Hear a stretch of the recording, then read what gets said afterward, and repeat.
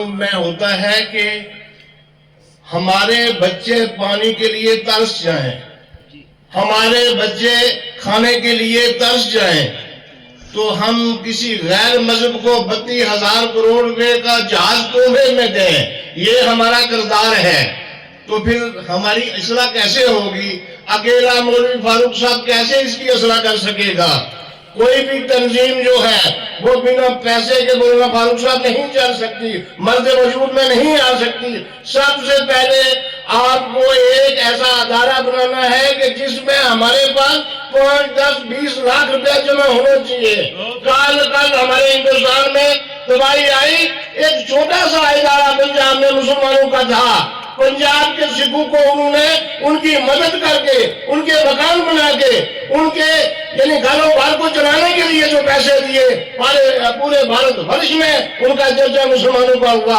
آج ہمارے ہاں کالا بن میں طوفان آیا، آپ نے اپنے گرے سے یا مسجد میں چندہ کر کے 4 پیسے اکٹھے کیے، اس سے ہمارا کیا بنے گا؟ ہم معاشرے میں اصلاح کیسے لائیں گے؟ ہم اپنے بچے کو کیسے منع کریں گے تو شراب کی طرف مت جا؟ کیونکہ آپ مذہب میں ایک بات کہوں گا، اکثر لوگ جو یہ ہم سنی لوگ ہیں، ہمارا ٹھیکہ ہے کہ ہم جنت میں جائیں گے۔ بقول شاعر گھر سے اٹھ کے مسجد میں جا نہ سکا، قبر سے اٹھ کے جنت میں جانے کا وہ کہتا ہے۔ جب ہم مسجد کے نزدیک نہیں جاتے، جب ہم نماز پڑھتے نہیں، جب ہمارا بیٹا ہمارے منہ کے سامنے سگریٹ کا دھواں نکال رہا ہے، تو کیسا معاشرہ یہ ہمارا یہ آئے گا جی؟ آپ زور کی نماز میں دیکھو، جامع مسجد میں 2 صفیں ہوتی ہیں، جہاں 1.5 لاکھ کی آبادی ہے۔ آپ عصر کی نماز کے وقت دیکھو، ایک ہی صف ہوتی ہے، تو کیسے یہ معاشرہ کو ترقی کرے گا؟ آپ نے لکھا ہے قدرتی آفت سے، تو ہمارے پاس پیسے ہوں گے تو کسی کی مدد کریں گے نا۔ ہم جاتے ہیں پمروڈ میں، آپ نے لکھا ہے کہ صوفیہ کا جو مذہب تھا ہم اس پہ چلتے ہیں۔ ہمارا یہ معاملہ ہے کہ مولوی بشارت صاحب آگے جاتے ہیں، پہلے تو میں کوشش کروں گا میں راستہ ہی چھوڑ دوں گا، یا یہ تقریر کریں گے میں باتیں کروں گا پیچھے صاحب میں بیٹھ کے۔ جب ہمارا دو طریقہ ہی غلط ہے، ہمارا سبب ہی غلط ہے، تو ہم کیسے یہ ترقی کر سکیں گے؟ ہم جو بندیوں کے پاس بیٹھیں گے اپنے عالم کی مخالفت کریں گے، ہم اہل حدیث کے پاس بیٹھیں گے کہیں گے کہ مولوی فاروق باز نہیں آتا، مولوی مجید باز نہیں آتا جی، تو کیسے یہ معاملہ بنے گا؟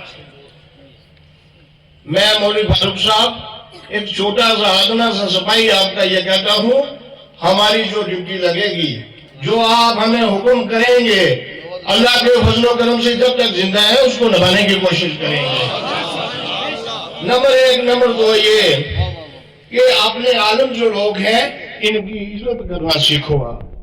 اگر آپ ان کی عزت نہیں سیکھو گے، میرا تو یہ ماننا ہے کہ جو اپنے بڑے کی عزت نہیں کرتا، خدا اس کی عزت نہیں کرتا، میرا تو یہ ماننا ہے۔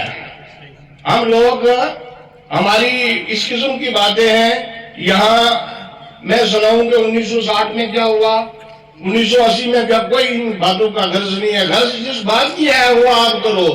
آپ نے لکھا ہے کہ نوجوانوں کو دین کی پیروی کی طرف لاؤ، کون لائے گا؟ ہمارا ہے محلہ مناسب، چھوٹی سی مسجد ہے، وہ میرے ابا مرحوم نے بنائی، ورنہ ہم نے کب بنانی تھی وہ۔ تو کوشش کر کے ہمارا موزن 8, 9, 10 آدمی سے زیادہ نہیں، جبکہ ہمارے محلے میں اگر جمع ہوں تو مسجد خالی نہیں رہ سکتی۔ جب ہم اپنے گھر کو سنبھال نہیں کر سکتے تو ہم تقریر لمبی کون سی کریں؟ تو ان چیزوں کی ضرورت ہے۔ میری آپ سے گزارش رہے گی کہ آپ شعبے بنائیں، اس میں یہ جو آپ نے لکھا ہے اس میں شعبے بنائیں، اور شعبوں میں وہ لوگ رکھیں جو آپ کو وقت دے سکیں۔ یہ نہیں کہ بھائی یہ بلا